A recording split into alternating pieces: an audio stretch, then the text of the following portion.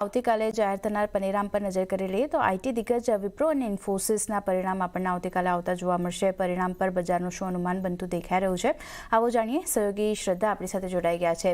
શ્રદ્ધા, good afternoon. જણાવો, વિપ્રો અને ઇન્ફોસિસ આ બંનેના પરિણામ કેવા અપેક્ષિત છે? જે સૌથી પહેલાં વિપ્રોની વાત કરીએ તો અહીંયા અનુમાન Q2 FY26માં સીસી આવક જે છે કંપનીની તે ક્વાર્ટર ઓન ક્વાર્ટર બેસિસ પર 0.1%નો વધારો જોવા મળી શકે છે। હવે આવક માટેના ટ્રિગર્સ પર નજર કરીએ તો હેરમન જે હોલી ઓન સબસિડિયરી છે સેમસંગની તેનું કંપનીએ અધિગ્રહણ કર્યું છે, તેની અસર જોવા મળી શકે છે। Q1માં કંપનીએ મોટી ડીલ્સ કરી છે, તેની પણ અસર જોવા મળી શકે છે। ત્યારબાદ માર્જિન્સની વાત કરીએ તો તે ફ્લેટથી લઈને સ્લાઇટલી પોઝિટિવ થતા જોવા મળી શકે છે। હવે માર્જિન્સ શા માટે ફ્લેટ રહેતા જોવા મળશે તો ફેક્ટર્સ છે કે નબળો ગ્રોથ અને રૂપિયામાં જે વીકનેસ છે તેનો ફાયદો કંપનીને ના મળી શકે।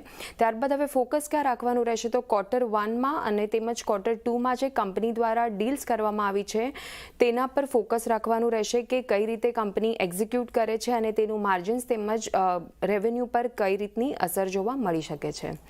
ત્યારબાદ ઇન્ફોસિસની વાત કરીએ તો અહીંયા Q2 FY26 માટે કંપનીની જે સીસી આવક છે Q1Q બેસિસ પર તે 1.8%નો વધારો જોવા મળી શકે છે। તેના ટ્રિગર્સ પર નજર કરીએ તો કંપની દ્વારા જે ડીલ્સ અને અધિગ્રહણ કરવામાં આવ્યું છે તેનો સપોર્ટ મળી શકે છે। ત્યારબાદ BFSI, ઇન્ડસ્ટ્રીયલ, મેન્યુફેક્ચરિંગથી આ બધા સેક્ટર્સથી યોગદાન આવતું જોવા મળી શકે છે, જ્યારે રિટેલ અને ઓટોથી નબળું પ્રદર્શન જોવા મળી શકે છે।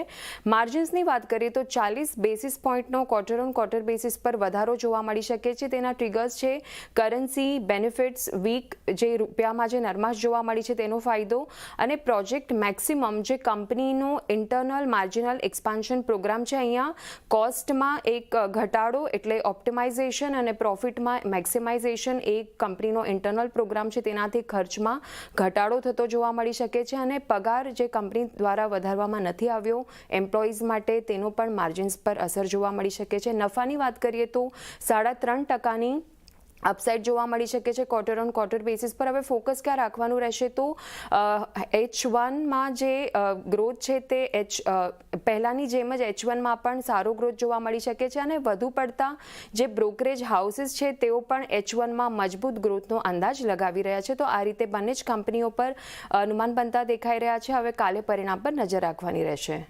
જી, તો ખાસ કરીને આ વ્યૂ અને અનુમાન જે રીતના બનતા દેખાયા છે એના પર નજર રહેશે। આભાર શ્રદ્ધા, આપનો સમગ્ર માહિતી આપવા માટે। તો વિપ્રો